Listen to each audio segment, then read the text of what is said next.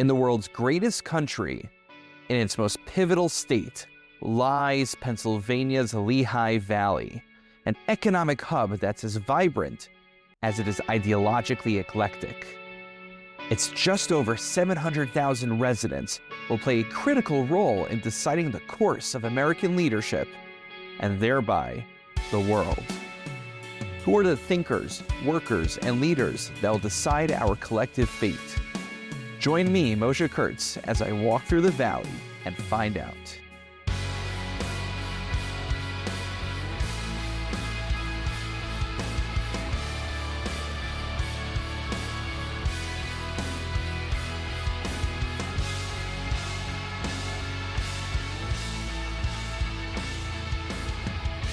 Thank you for joining me today as I walk through the valley with Representative Michael H. Schlossberg. You'll never let me call you that again afterwards, Please right? don't. You don't want to do that. No way. No one except my mom and even her. My friend Mike Schlossberg here is a member of the Pennsylvania House of Representatives who has been representing the 132nd District since 2013. Yes, sir.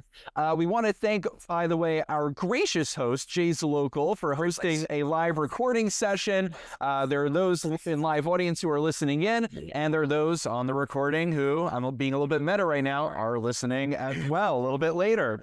I also need to clarify, apparently there's more than one Representative Schlossberg. So there's not, but it's a train wreck. I get asked the question on a regular basis, are you related to the Kennedys? Because John Kennedy, President Kennedy's daughter, Carolyn, married a Schlossberg. So I always get asked, am I related to the Schlossbergs? And the answer is no, I wouldn't have had the college loans that I had.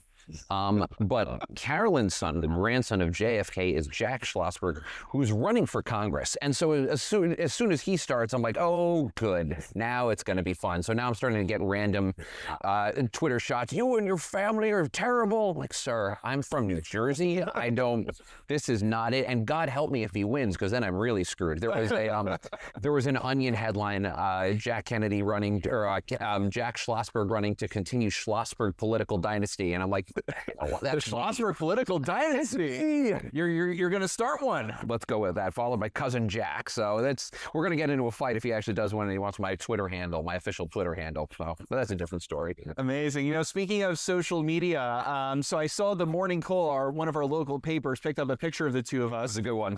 You know, you were looking a little bit surprised at me, and apparently it looked like I was trying to sell you something. So we did actually a caption contest on social media before we sat down over here, and we got a few responses, by the way. So one of our listeners, Jonathan Powers, responds. The quote is, I think I'm the one speaking, or no, you're the one speaking.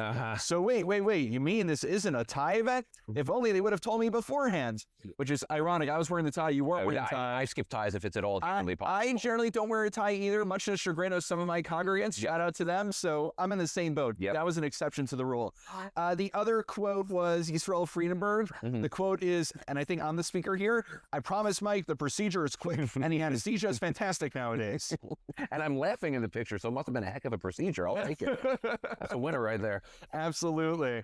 Okay, so Mike, you've been in this position since 2013. You've risen above in the ranks, and now you actually hold the position of party whip. Yep. Which is a little surprising for me because in our interactions, you're a really sweet guy.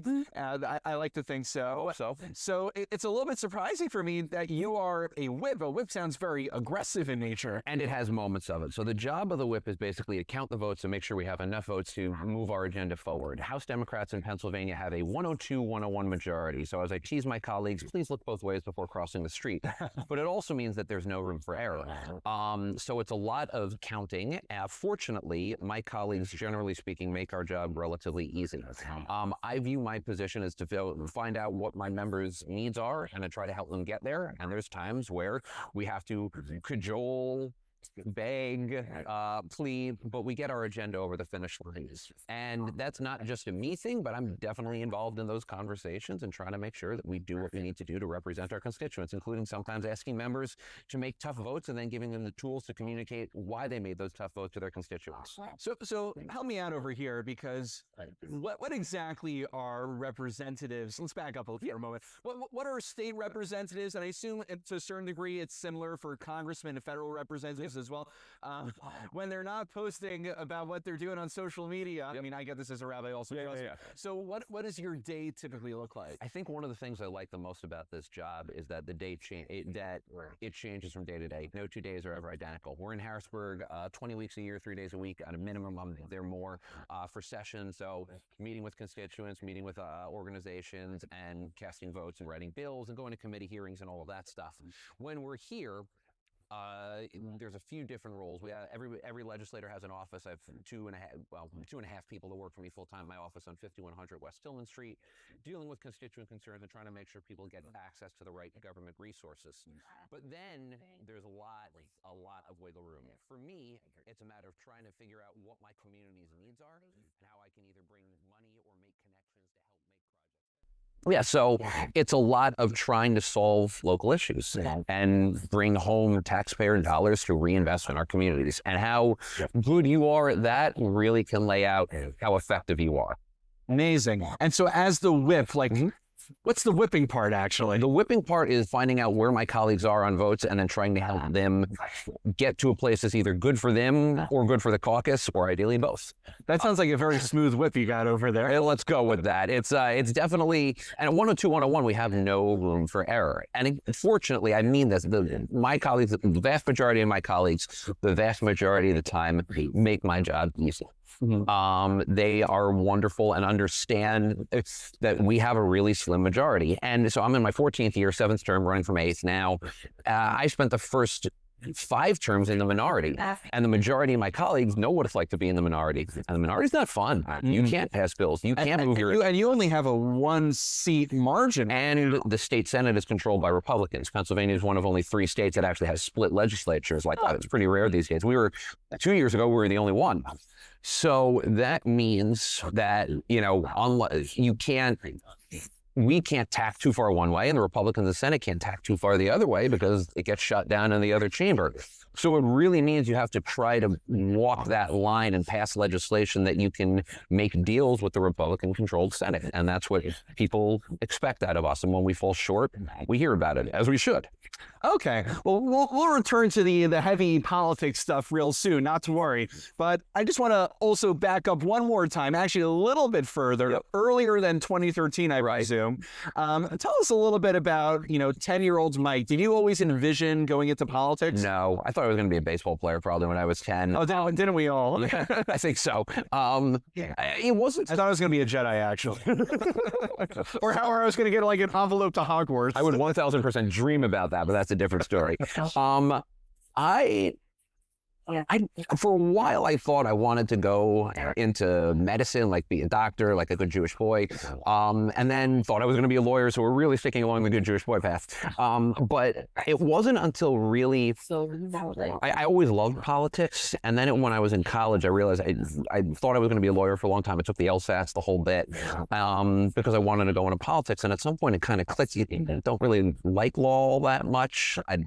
It wasn't the path I wanted, but I could go into politics without it. And I was fortunate enough to be active with my college Democrats over at Muhlenberg and get an internship with a woman I wound up succeeding in the House. Her name's Jennifer Mann. She's still one of my dearest friends and mentors. And then I worked for her in grad school and really got to know the local community and was able to run for office. Right. And I know that mental health was a very significant part of your journey. I mean, I did a little bit of my research ahead of time. I went on to see what bills you sponsored or co-sponsored. And it seems year after year, you're co-sponsoring a mental health awareness in May bill. So it's coming up soon. It is. And that's a small resolution. We do resolutions just to honor important holidays or months or whatnot. So that's not a big thing. The big thing is money. The big thing is making it easier for people to get the mental health care that they need and reducing stigma. But tell us a little bit, I mean, to the degree that you're comfortable, kind of your mental health journey and how that influenced you in public life. That's the cornerstone of my career. So I talk about it all the time. If I'm known for anything by the general public, it probably is mental health. For the past decade plus, I've been very open with my own experiences with depression, with anxiety, with being suicidal when I was in college. And I've tried to use that story to encourage other people to tell their stories, but then to say, I was lucky in college. I had the help that I needed. I still have the help that I need. And we need to make sure that everybody has the good fortune that I was able to have. And that drives me in public policy, and being able to speak from a position of credibility and vulnerability has, I think, helped elevate my voice, and more importantly, helped elevate the issue.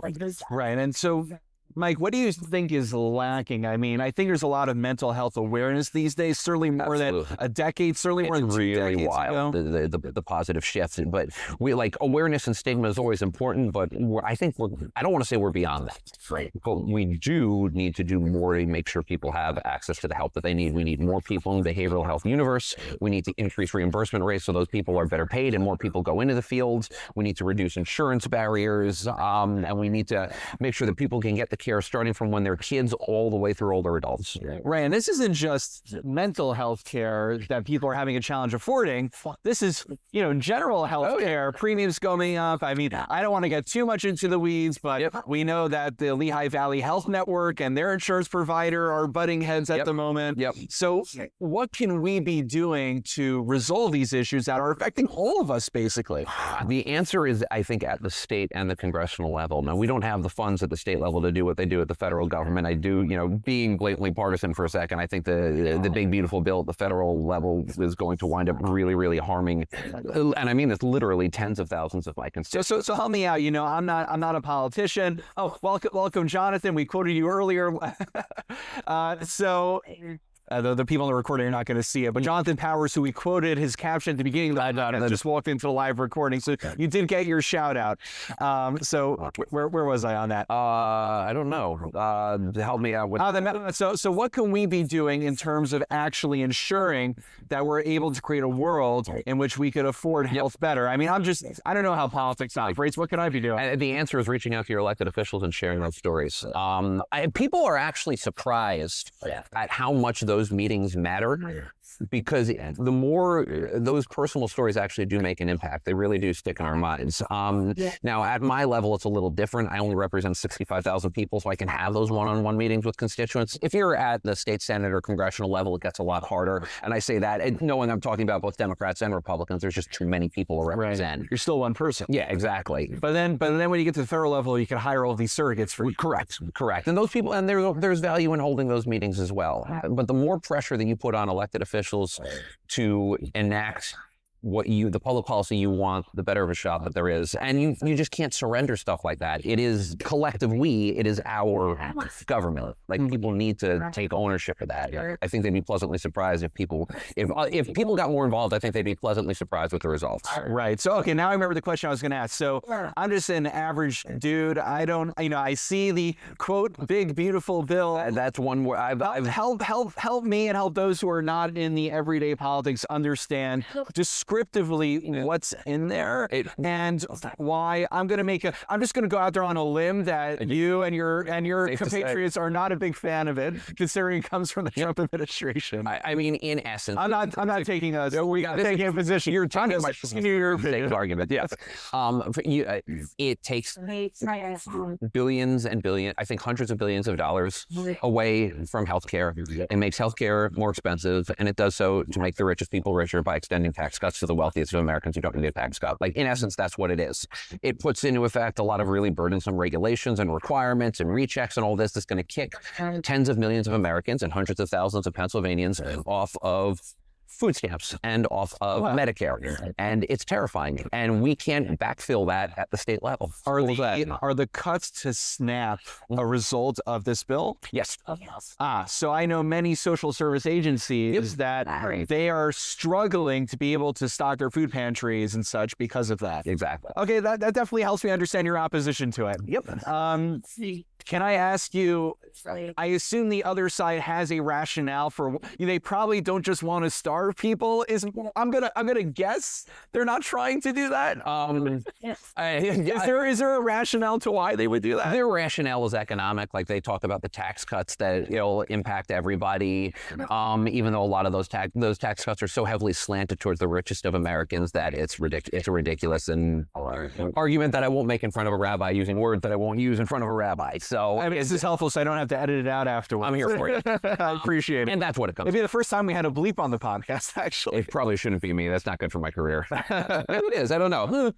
One of your colleagues from the Parkland South Whitehall area already was in the morning cold for something like that. So we won't go there. Let's skip it. Well, let's go to something a little bit lighter for a moment, then we'll return to all the fun politics.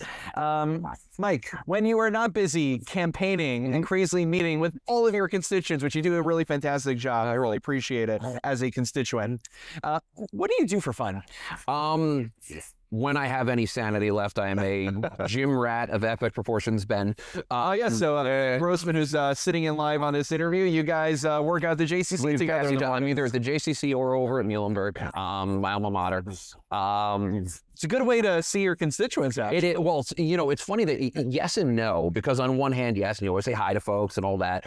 But on the other hand, like, it's one of the few times where talking to somebody really is hard. Like, I understand what I signed up for. I'm an elected official. I get paid very, very well to have constituents talk to me and have access to me. No problem at all. It's hard when you're at the gym because you got your headphones on. Like, hey, Rev, can I ask you a question about the budget?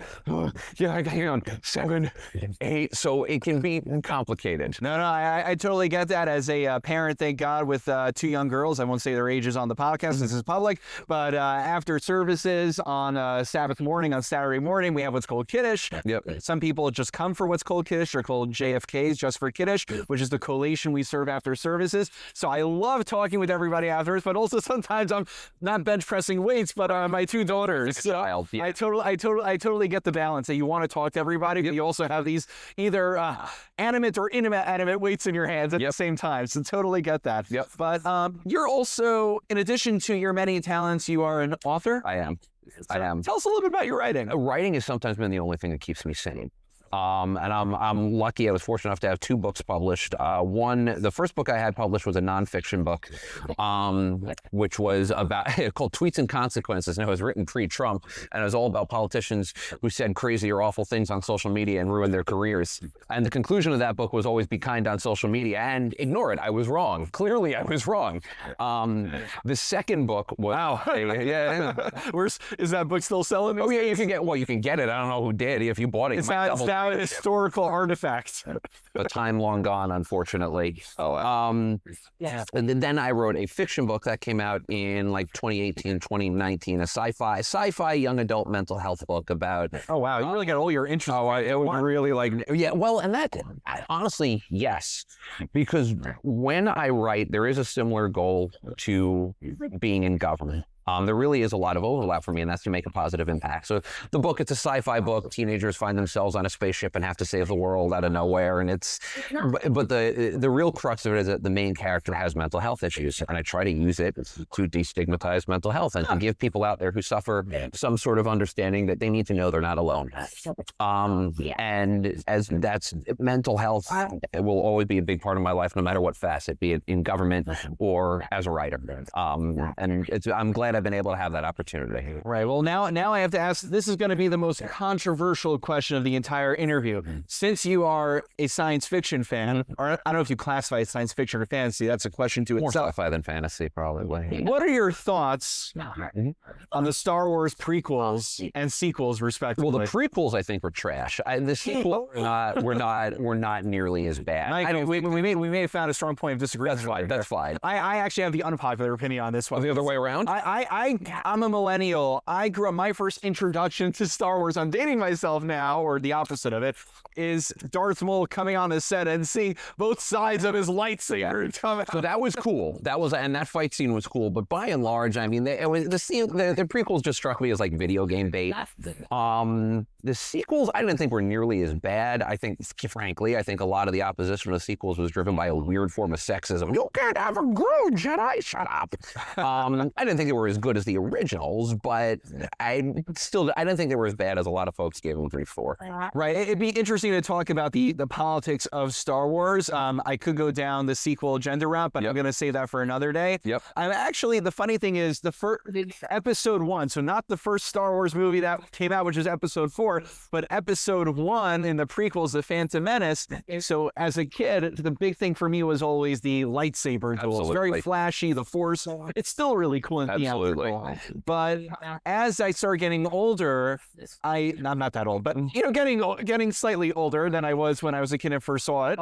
The politics of the Phantom Menace actually interested me a lot more. You have this trade federation, and there's some sort of dispute between the Republic and the Trade Federation, and it leads to war. And I'm curious what you think about actually the politics of Star Wars as a politician. So there's an irony to it, and obviously I say this as a Democratic elected official, but you could draw some parallels. But we'll put that as the asterisk before every state. That's fine. That's fine. Happy to put that asterisk up.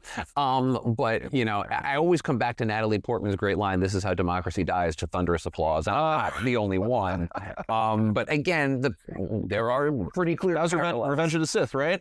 After Jar Jar Binks basically gives over the entire Senate to Palpatine. Which is so, and there's so many problematic things with the sequels, like all the flaming racial stereotypes, or the prequels, excuse me. Like, there's a lot of not great, but that line wound up being deeply insightful, even at the time, and especially, again, Democratic politician, but especially in the moment that I think we're living in right now. But what's interesting, I'm sorry for the non-Star Wars fans who are listening into this, but the interesting debate that's within Star Wars there is the dysfunctionality and the bureaucracy of a full democracy, and the argument that we need centralized executive basically becomes autocratic power in order to get things done, in order to mobilize the army, in order to protect the Republic. Yep. And I can imagine the balance between full democracy and executive power seems to be very much within the discourse of the United States nowadays. And has been for a long, long time. Like every place that we're at didn't happen overnight. There's been a slow ramp up and consolidation of executive power going back centuries. It's just hit a point that I think many of us, myself included, would argue is a crisis.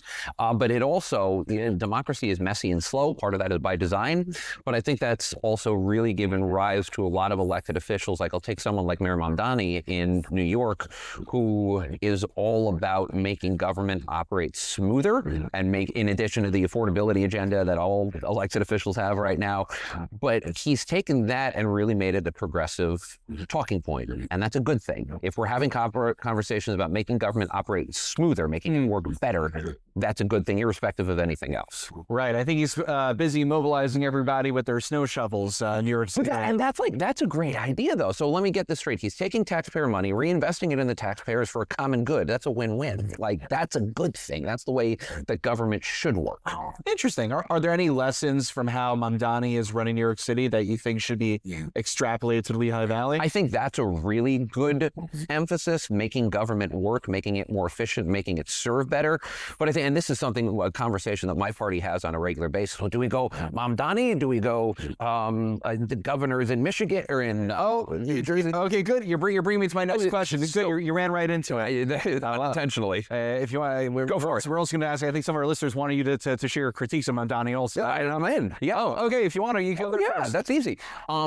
So.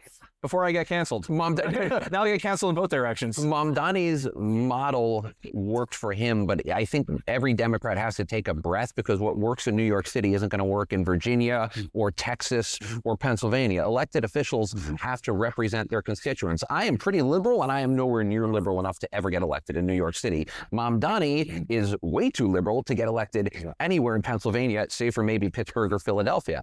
And at the same time, when you take someone, I appreciate the energy and the excitement he's brought. He seems truly dedicated to reinventing government, to an affordability agenda, but at the same time, you'd be stupid to not say that he's done some very problematic things, especially as they pertain to anti-Semitism, and I think failed to fully account for that, and failed to fully account for some of the actions of his supporters. And that's a conversation we're having in the Democratic Party right now, and that we need to continue to have. And I say that as a somewhat prominent local elected official who's also Jewish. Right. And so what I want to get to actually is there was just, we have a little bit of time till our primaries, right? Yep. We still got a couple of months or maybe more.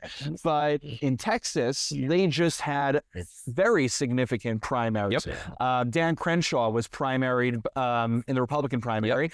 But actually what I want to focus on, because this pertains to the Democrat Party, is that James Tallarico just beat Jasmine Crockett in the Democrat primary for the Texas Senate. Now, the interesting thing about Texas, and you could correct me on it, is that it was assumed for the longest time that it was a Republican stronghold. Still is, but with someone like James Tallarico beating Jasmine Crockett, tell us a little bit about that race and tell us what the implications are for the Democrat Party. And I've only watched it as an outsider, but from an outside perspective, I thought Tallarico had an infinitely better chance to actually win that election. He's built a coalition based largely on votes that Democrats lost in the last presidential election.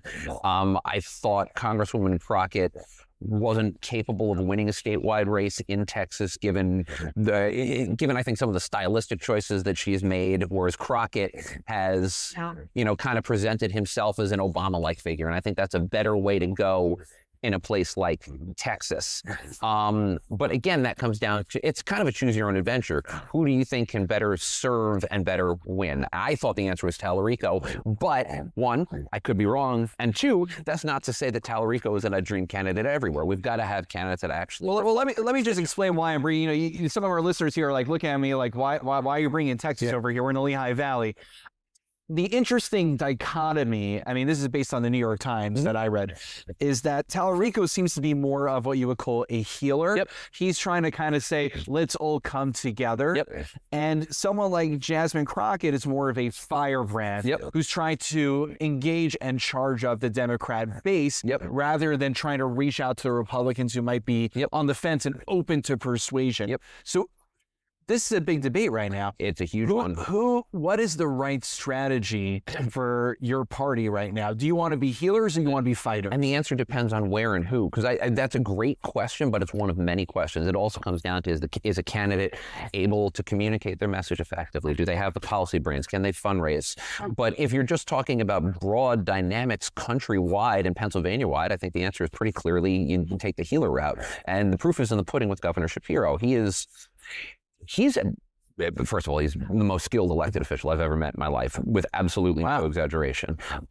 He's up here and the rest of us are mere mortals. But he has figured out ways to really pull in people, including Trump supporters, by just actually showing up, by being present, by listening, and by solving problems. His motto is get stuff done. It's actually another word for ass, but we're going to let that go. I know. But people respond really well to someone who says, I'm here to serve. Now, that's not to say that he doesn't fight. He has sued the Trump administration repeatedly and correctly on issues like food stamps or withholding educational aid, or that stupid thing in Philadelphia where he got rid of slavery memorials because everything in America is pretty and white. And he's engaged in those fights, but at appropriate moments. And by him being able to combine the we're all in it together with fighting at the right moments, people trust him when he chooses to throw a punch. The House Democratic leader said something that really stuck with me once. He said, we can't find everything outrageous. We can't always show outrage because then we lose any sense of what truly is outrageous. I think that's a mistake that I've made, and that's a mistake that my party has made. And Governor Shapiro has shown how you show outrage at the right moments and punch when it counts. And I think it's an open secret, but we are expecting him to run for president. Sir, I would never speak on behalf of the governor. But I will say, if he runs for president, I'm going to go to Iowa and start door knocking for him. Well, and then can we expect you to run for governor? Not a chance in hell. Nope. Nope. Are legal, actually.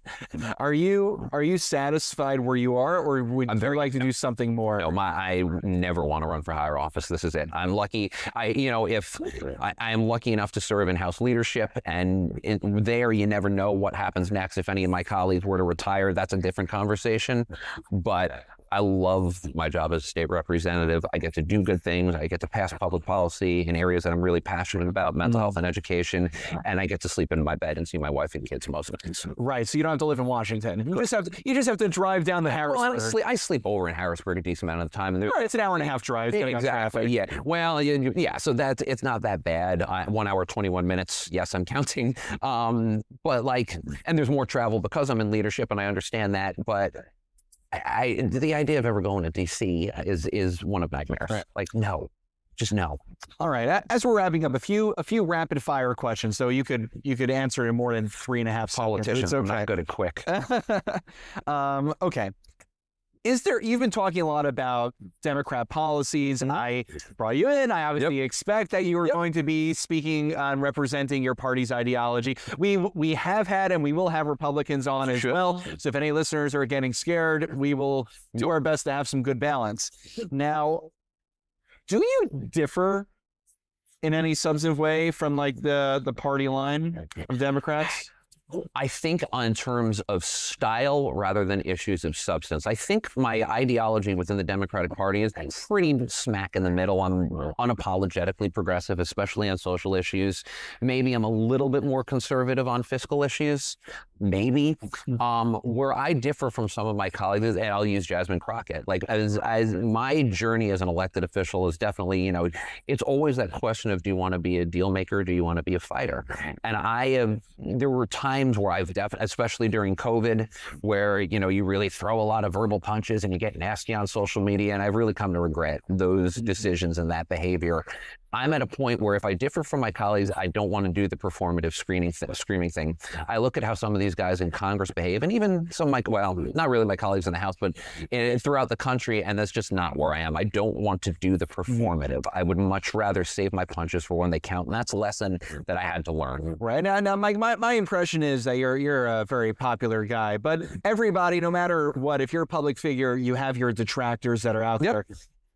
What do you think your detractors misunderstand about you? I think they think, such as my detractors are, like I think of them on Facebook and whatnot. That's where they tend to hang out. Yeah, well, usually that's the only place that they hang out, because God forbid we confront someone in the real world.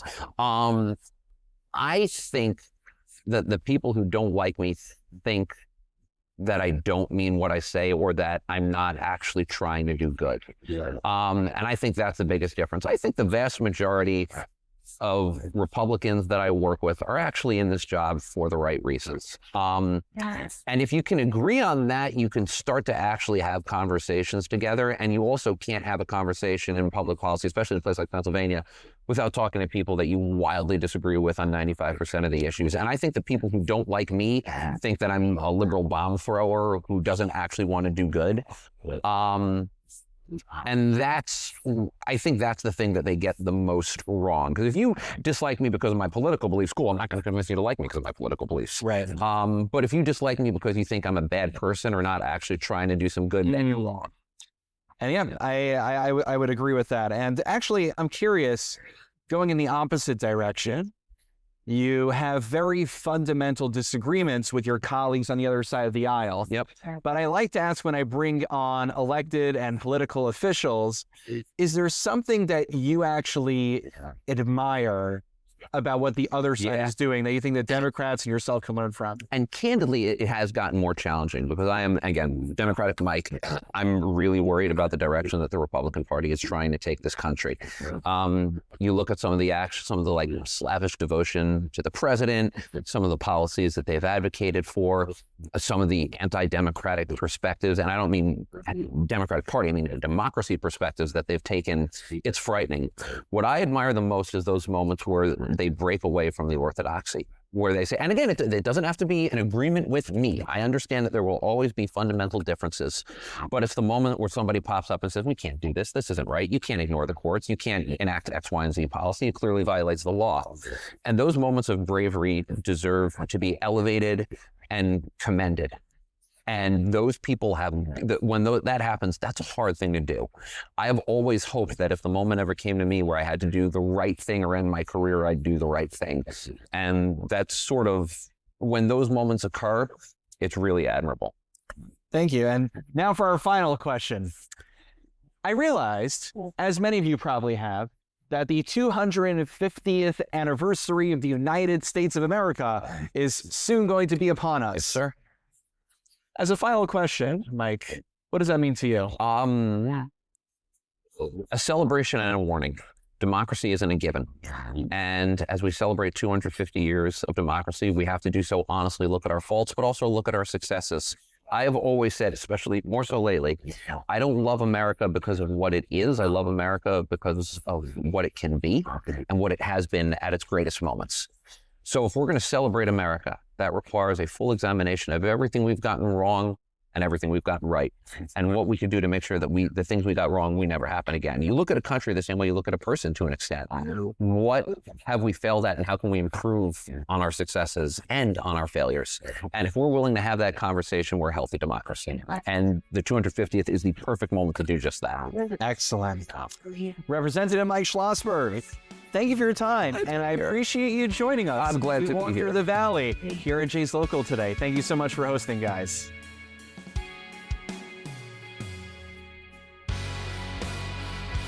Thank you for joining me as I walk through the valley. If you enjoyed this episode, please take a moment to rate and subscribe to our show. If you have questions or would like to book a live recording or have a speaking request, please email rabbi@sonsofisrael.net. This is Moshe Kurtz, and I look forward to having you join me next time as I walk through the valley.